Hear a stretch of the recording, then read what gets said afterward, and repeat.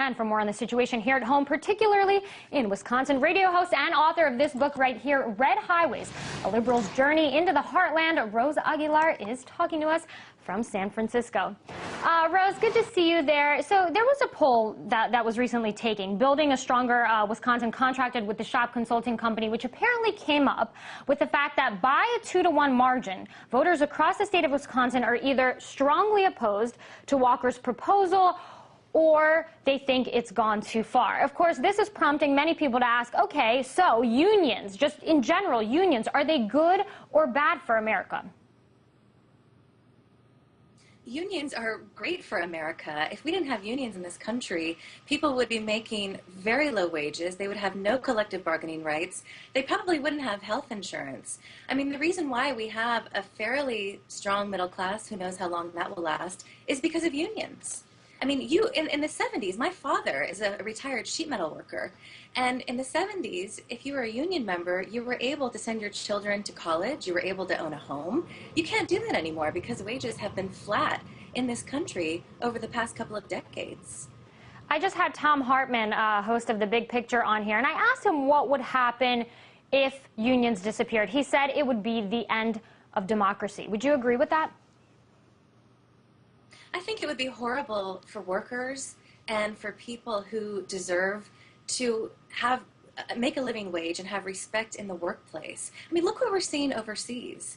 These people in places like China and India and Vietnam, name it, they're barely making a living wage $3 a day. I mean, if you don't have collective bargaining rights, because the bottom line is the only thing that corporations care about, multinational corporations, you will not be able to make a decent wage. There is no possible way. And this in Wisconsin, a lot of the workers have said, all right, we will pay more in our pensions, we'll pay more for health care, but we don't want to get rid of collective bargaining.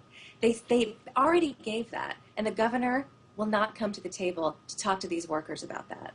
And Rose, you know, there had been a lot of complaints before by local newspaper editors, and you've mentioned this as well, that labor rallies get very little coverage, especially compared to the Tea Party rallies. You know, before it was all about the Tea Party, but they came out onto the streets, they voted for the Republicans, and now what they want is being enacted, correct? I mean, who really represents a majority of the people here? Is it the folks who voted for Walker, or is it the tens of thousands of people on the street?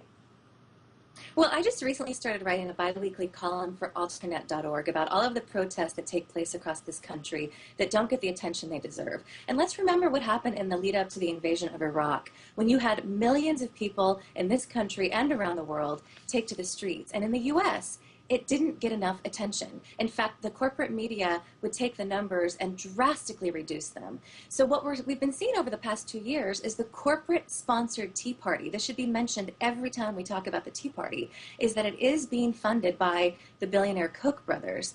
You could put 40 people on a street corner in Wisconsin, Madison, Wisconsin, and every reporter will show up. Now, a couple of weeks prior to that, you had a rally in the inner city in Madison. 100 people showed up to say the U.S. should get out of Afghanistan. There was only one reporter there. But but it's interesting that you brought that up, because you're talking about numbers here, right? You're talking about 100 versus a few thousand. Is it all about the numbers here then? Well, at the Tea Party rally, there were about 40 people, and at the anti-war rally, there were 100.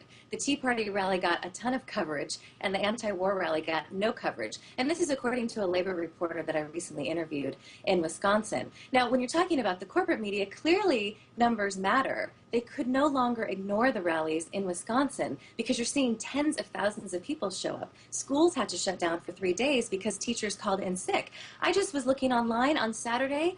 5,000 people in Idaho attended 17 rallies across the state to protest cuts to Medicaid. A couple of weeks ago, 2,000 teachers packed Indiana's State House to oppose their Republican governor's plan to get rid of collective bargaining. I mean, you're seeing rallies happening on a regular basis across this country. It's hard to keep up with this. There's so much going on the streets, and these people deserve to be heard. Of course, here in D.C., it's a whole different animal. Whether it's the Tea Party protest or protests against the war in Afghanistan, you usually have, you know, hundreds to thousands to tens of thousands of people coming out here in Washington, D.C. So I do understand that delicate balance. Radio host and author Rose Aguilar, thanks so much for your time. But we got to go for now. Thank you.